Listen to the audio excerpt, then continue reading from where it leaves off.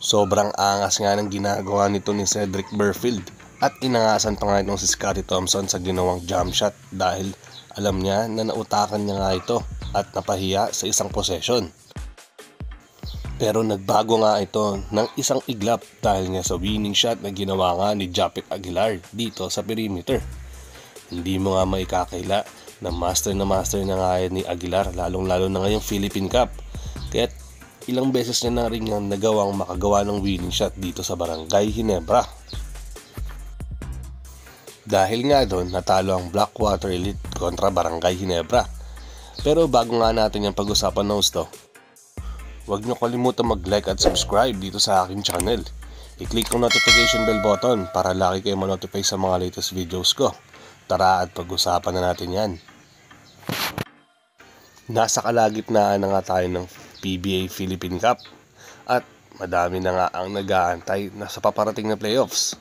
Hanggang ngayon nga ay nasa bottom team standing nga itong Blackwater at hindi pa nga sila nakakakuha ng magandang buwelo dito sa season na ito. Habang naman sa Ginebra ay dinadahan-dahan na nga nila at kumukuha na nga sila ng magandang spot para at least sa paparating na playoffs. First possession pa lang ay nakagawa na agad ng assist at score nga itong si Troy Rosario sa perimeter shot.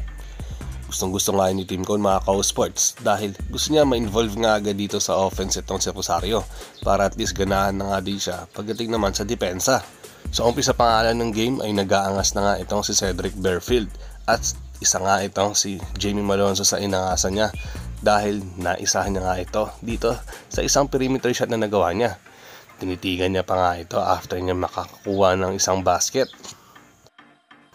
Madami nga din turnover dito ang Barangay Ginebra. Kaya naman tinake advantage nga ito ng Blackwater at lalong-lalo na si Burfield. Ito naman ang nadali niya, si Stephen Holt. At inangasan niya nga rin ito sa first quarter pa lang. Yung tipong tinititigan niya pa nga tapos inaangasan niya dito dahil nga naka-score nga siya kontra dito kay Holt. Pagpasok ng second quarter ay mabuti na nga lang nandiyan itong si Scottie Thompson para bigyan niya ng energy ang team. Dahil nga sa kanyang mga magandang pasa at nabigyan niya nga ng magandang pasa itong si Jamie Malonzo sa isang fast break. Nagpatuloy nga ang magandang nilalaro ni Burfield hanggang dito sa second quarter sa pagiging aggressive niya at lagi nga siyang dumadrive dito sa basket. Hindi nga natin may kakaila na NBA caliber talaga itong si Cedric Burfield at nagtry nga yan dati sa G League. Sadyang kinapos nga lang siya at hindi nga siya na-draft. Pero hindi naman nga nagpapigil itong si Japet Aguilar at siya naman na may ginawang end one opportunity. Ginagulangan niya na nga lang talaga or veteran moves ang kabantayan niya para at least maka-score nga siya kontra sa mga kalaban niya. May nagawa pang ang buzzer beater itong si Troy Rosario bago nga matapos sa second quarter para at least masecure nga nila ang kalamangan dito sa score na 43-46. Lamang nga dito ang Barangay Ginebra. Nagpatuloy nga magandang nilalaro ni Cedric Burfield hanggang dito sa third quarter. Tila hindi nga mahanap ng Barangay Ginebra kung paano nga madepensa nitong si Burfield. Ganyan na ganyan nga siya kapag healthy siya. Sobrang active at mahihirapan talaga yung mga kabantayan niya kung paano nga siya madidepensahan. Kahit nga tambak dito ang Blackwater ay patuloy pa nga silang lumalaban dahil nga sa tulong nga rin ni Cedric Burfield. Tumulong nga rin itong si RK Ilagan para mapababa nga ang kalamangan dito ng Barangay Ginebra. Sa isang iglap nga lang mga Sports ay nabura nga ang double digit lead dito ng Barangay Ginebra. Dahil gustong-gusto nga nilang manalo dito sa game na ito para at least magka-chance pa nga silang makapasok dito sa playoffs. Hanggang sa yun na nga, dahil sa sipag nga ni RK Ilagan, nakuha nga nila ang kalamangan ulit sa pamamagitan nga ng floater na ginawa dito ni Ilagan kontra Jamie Malonzo. Hindi nga malaman ni Malonzo kung paano didepensa nitong si Ilagan dahil sa sobrang bilis nga nito sa isang fast break play.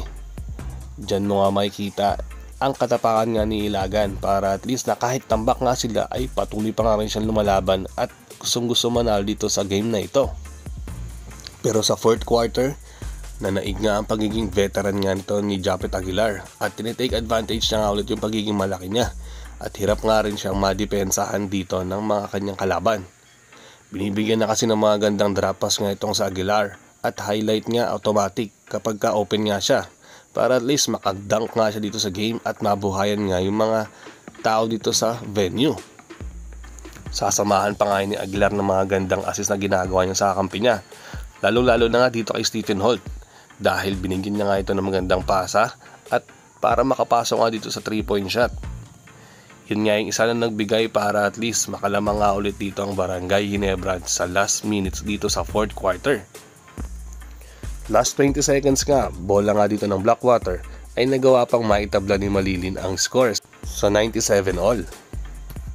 Napa-timeout na nga lang itong si Coach Tim Cone dahil nga naitabla na naman nga ang score sa isang iglap. Pero nung Barangay Ginebra possession na mga ka-sports, dito mga makikita talaga yung pagiging veteran at kalmado nga ni Japet Aguilar. Binigyan kasi siya ni Scottie Thompson ng isang magandang pasa para dito sa perimeter shot. Kalmadong nga itong si Japet mga ka-sports at sanay na nga sa mga ganyang possession. Hindi nga natin makikakaila na veteran na nga itong si Japet Aguilar. Natanggal na nga lang sa isang iglap ang yabang nga nitong Cedric Berfield sa mga ginagawa niya ng first quarter. At hindi nga natin makikakaila na maganda talaga ang nilaro ni Berfield dito sa larong ito. Sadyang kinapos lang sila at para sa Ginebra nga ang laban na ito.